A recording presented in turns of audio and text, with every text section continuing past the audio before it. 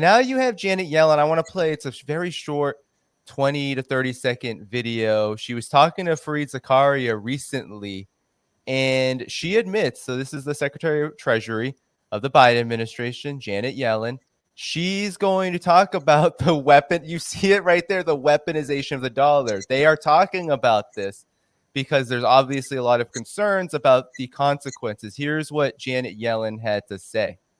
There is a risk when we use financial sanctions that are linked to the role of the dollar, that over time it could undermine the hegemony of the dollar.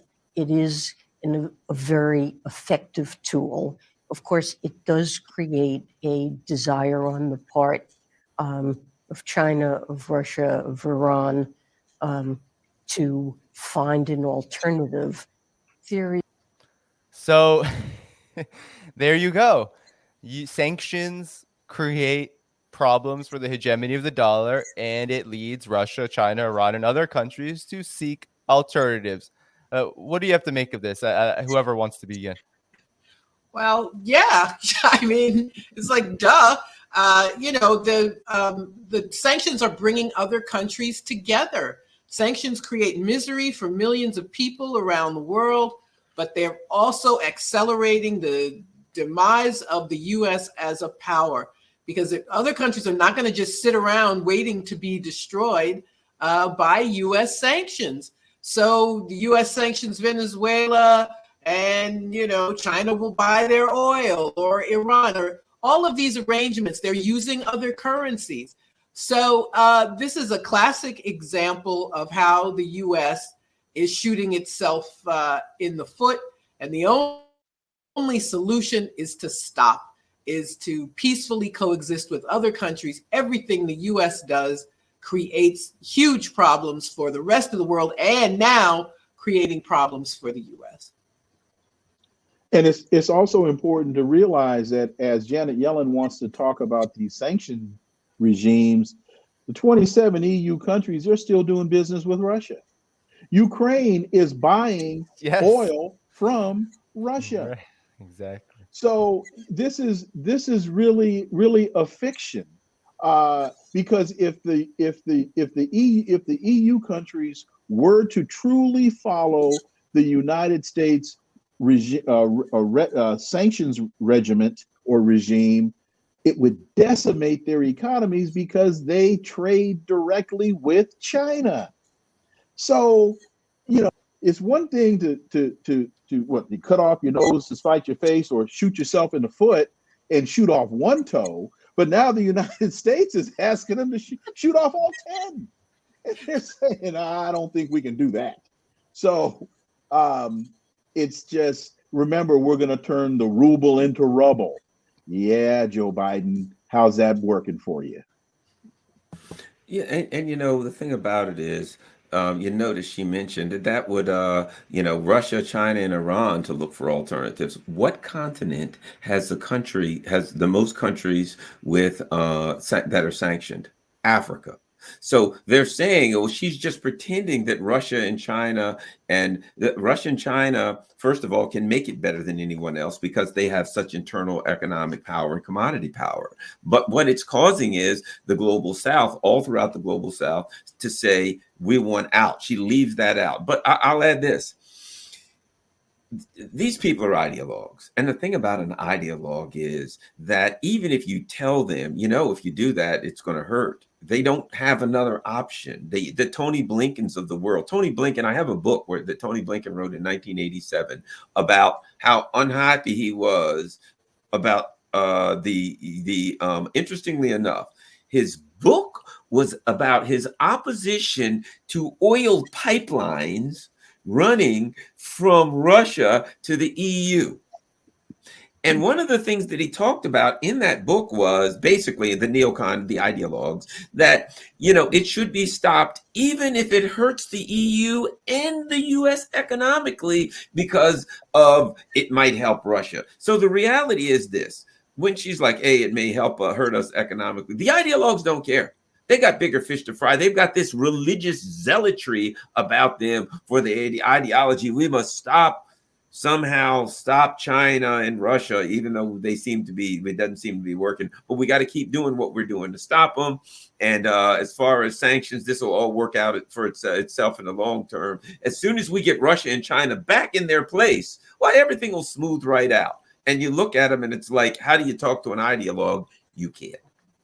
You can't. So they're just walking right into this. And what's the title of Tony Blinken's book? Ally versus Ally, America, Europe, and the Siberian Pipeline. Ally versus Ally. United States blowing up the Nord Stream pipeline. Ally versus Ally. And that was 87, Garland, right? 87, he wrote it. Wow. See, and this is something that's very, very interesting. They tell on themselves. This, we're talking about these things, and people listening to this conversation may be saying, wow, how do they? We read what they write.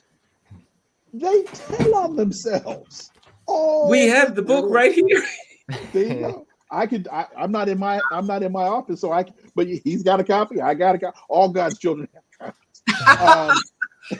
Anyway, well, they tell on themselves. That's exactly what Janet Yellen is doing here. And the Biden administration has spent all of its time, because it is this administration full of these, as you said, Margaret, they're incompetent neocons, they're incompetent hawks. They have the Brzezinski agenda at the top of their list of things to do, and they're actually really, really bad at it because they don't understand the situation that they're in. They don't understand it because it's Russia and China, yes, are leading this phenomenon of de-dollarization by the sheer fact that their economies are giant and they're rising and they're organized differently than the United States and the collective West. But now you have BRICS. The recent report is that BRICS nations, not just China and Russia, but you have India, South Africa. You have these countries, Brazil. Not only are they all interested in trading in their respective currencies, but now their economies all together, are bigger than the G7. And so that in of itself, oftentimes de-dollarization is talked about as, well, it's just like changing currencies. No, this is about how the world situation, how these conflicts that we talk about geopolitically are intimately tied to the economic reality that we live in. And the economic reality is that the United States in its collective West, vassals, or for worse than vassals, whatever we want to call them, they just don't have anything to offer but sanctions. That's why Janet Yellen can't not help but talk about sanctions. Even in that interview, watch the rest of the interview, it's all about how to maneuver sanctions to make them work better, rather than, oh, well, maybe these sanctions just aren't working economically for the collective West.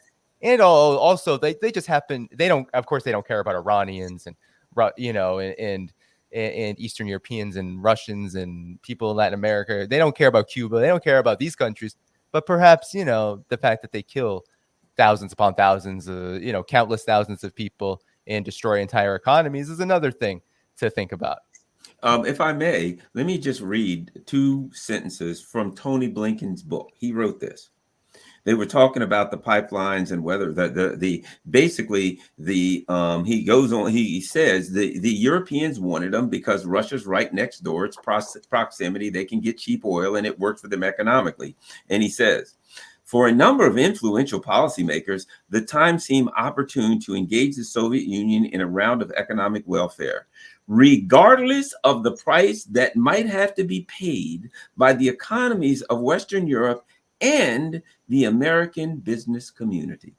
He goes on to say, in short, the pipeline should not be built because it was incompatible with the policy of trade denial that Washington sought to implement against the Soviet Union. Same thing. They're saying we don't care if it wipes out the EU's economy. In fact, we don't care if the people here lose their jobs and suffer.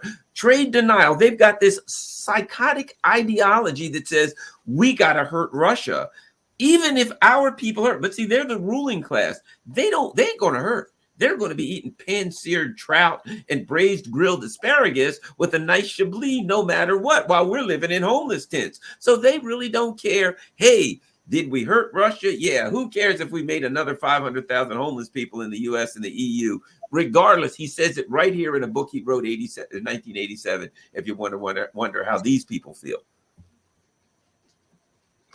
Yeah, no, I mean, that's that's the reality. You're exactly right, Garland. And all the points you all made too. It's just these sanctions, they are now backfiring, and de-dollarization is the biggest part of this backfiring in a lot of ways. And it is true. It's not just about whether the global South will be able to operate independently. This matters a lot to what's happening in the West, in the United States and in the West. Like this situation is only getting worse. And that what the ruling elite, what these sycophants in the foreign policy establishment want to make us believe is that, well, actually sanctioning China, isolating China, containing China will help the American worker, or by targeting Russia with sanctions, it's great for democracy and it'll really help Ukraine. None of this is at all true. And you said it, Wilmer. Not only do you have Ukraine still trading with Russia energy, like this is like through that's one thing, but now you also have just this huge embezzlement from Zelensky of, what was it, $400 million of funds that he's received over the course of this conflict. So I mean, But wait a minute. It only gets worse and worse. And what was the big problem that the United States had with Zelensky? It wasn't he was stealing money, he was stealing too much. They said, look, man, you're taking some of your general share. We don't have a problem with you embezzling, but damn, leave something for somebody else, please. What about 10% for the big guy? Big guy got to get his 10%. Pimping ain't easy. Pimping ain't easy. Where do you all see this going? Where do you all see this going with de-dollarization, though? Because, some people say it's very complex, it's going to take a while. The last 6 months or so, the Ukraine conflict, of course, has been this great accelerator, right? It's just pushed contradictions to, I think, a point that not many people before February 2022 could have predicted, that, NATO would go there. And by going there, by provoking that conflict and basically saying we're willing to risk confrontation with Russia very soon, and perhaps right now, that it would then cascade into this avalanche of developments that we all have spoken about, from Saudi Arabia to Brazil to, you have, and it seems like every diplomatic event, from Macron going to Beijing to Lavrov has just finished his Latin America tour, all of them seem incredibly significant. In the past, that wasn't always the case, right? And these leaders would go right? But then you have the Chinese and Russian defense ministers meeting, and all of it is significant. And it also makes the headlines in the Western mainstream media, which seems to indicate that they're worried. And of course, whenever you read the Western mainstream media, who's talking, right? It's the Pentagon, it's the foreign policy establishment. They're worried. So I'm just curious what you all make of what's to come here with all of these developments. Nobody knows. I just know it's very anxiety provoking. It's a runaway train and they can't stop it. It's however things end up in Ukraine are going to be bad for the U.S. I guess I'll just say that none of this is good for the United States. None of it. The de-dollarization, everything the independence, the multipolarity, it's all going to accelerate. And we have a presidential election coming up next year. I don't know if this is going to be an issue. It seems Trump is the only person willing to raise these questions. Not that I want him to be president again, but that seems to be where we are. We are going to have an election in a campaign starting starting already. But the people running so far have not questioned any of this. So aside from a feeling of foreboding, I don't have a good sense of what is going to happen. Just that it's not going to be good. We've seen this movie before. There was a time when the sun never set on the British Empire. Mm-hmm. And now that's a place you go to play golf, have nasty food, drink good scotch, and have vacation. But the difference between then and now, one of the differences between then and now is globalization. So what's happened now, because of the interrelatedness, the global supply chain, and all, now what did Dr. King say? We're wedded in a common garment of history. So now, because of globalization and the interrelatedness of global finance, China and Russia, they can do deals and cut the United States out. France and China can do deals off the dollar. The Saudis can do deals off the dollar, and the world keeps turning. The big, I guess, question or the big uncertainty is, will Joe Biden, Tony Blinken, Samantha Power, and Victoria Nuland et al. Push the button and blow the whole damn thing up before the dust gets a chance to settle? Because that really seems to be what they're pushing for. And to Garland's point, with there being dialogues, they don't see the reality. They're blinded by their own arrogance and by their own ignorance. Mr. Farquhar said, pride goeth before destruction, and a haughty spirit before a fall. You don't see with your eyes, you see with a combination of your heart and your mind. And their arrogance is blinding them to the realities that are right in front of them. And because, to Garland's point, as they're blinded by their ideology, they can't comprehend reality, and they can win this fight. And what they don't understand is everyone will lose. I also think this. I think, how does this go? You've probably heard this term. How's the dollar going to crap out slowly and then suddenly? That's how you go bankrupt. Exactly. That I suspect that in the fall, I think it was the big BRICS meeting or one of these big meetings in the fall, that they are preparing to introduce a new currency. That's what I think they want to do, because at that point, they're all out from under the SWIFT. And now they can just say, anyone in the world who wants to buy and sell things and doesn't want the U.S. involved, you can do it now. Now, all of a sudden, Cuba, there is no blockade against Cuba. There is no blockade against Iran or Nicaragua or whoever, because they ain't using the dollar anyway. There's nothing. They can buy and sell what they want to at that point.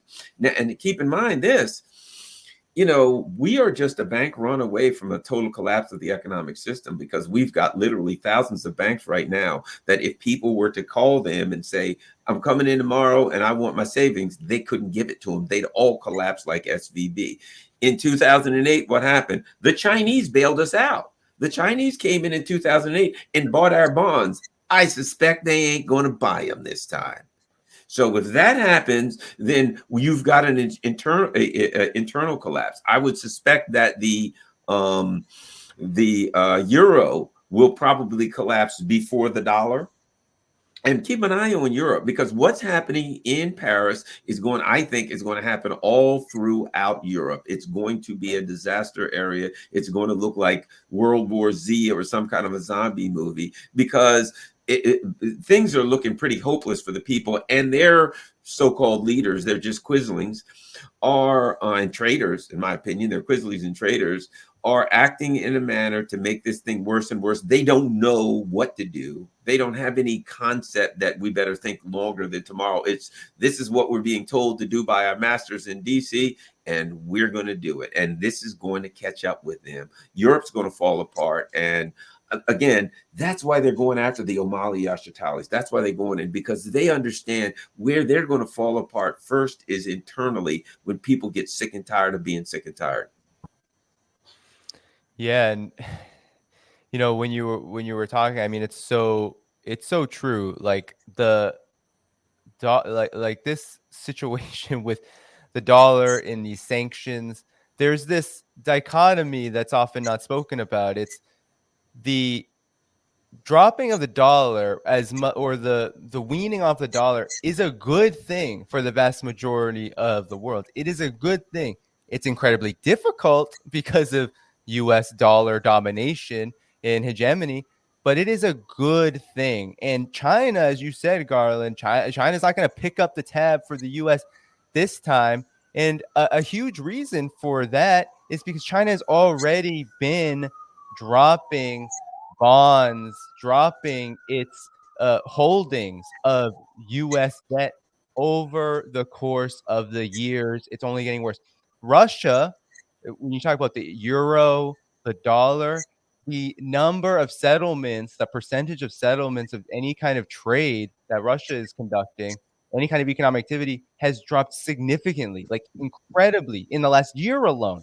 We're talking about 40, 50% drop, right? It's basically the euro is essentially a non-currency in Russia at this point. So these countries see it as a good thing to do this because it increases their sovereignty, gives them more options. Why would Saudi Arabia do it? Saudi Arabia wants to diversify as well because, hey, the U.S. blew up the Nord Stream pipeline. But also, what does the U.S. also do to Saudi Arabia? It goes up to Saudi Arabia, Biden, fist bump, make sure that you drop your prices, kill your profits in order to help Uncle Sam. Like, help Uncle Sam, help our European children, because our sanctions are destroying the economic situation worldwide. So it's a good thing, but it has consequences for people, as you said, Garland, and Margaret too. It's very bad. It's very bad for us when we are dependent upon these hawks, these neocons, these these absolute maniacs that are so greedy, so arrogant. They only care about their own interests, their own preservation, and then, of course, the profits that come with it, that they are willing to just exponentially increase things like homelessness and misery in these respective countries, the U.S. and the collective West, just to get their way geopolitically, despite the fact that they're not going to. It only backfires. So that's the situation. It's a very it seems simple, but it is complex in the sense that you do have a multipolar world rising and benefiting from these trends.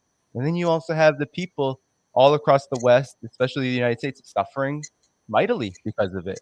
Repression, economic misery.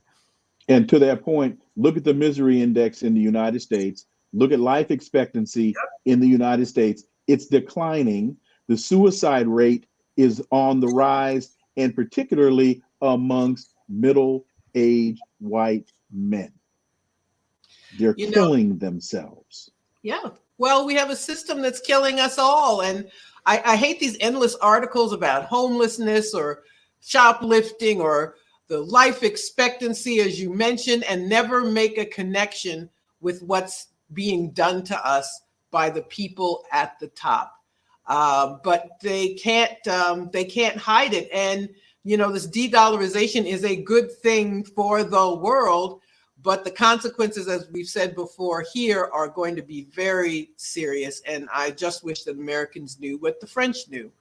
And instead of this complacency, I also think Americans have been deliberately beaten down, just ground down and propagandized so much that when the what really hits the fan, I don't trust people here to respond. I think people will turn on each other. The school shootings, the mass, all this madness will only, I fear, get worse.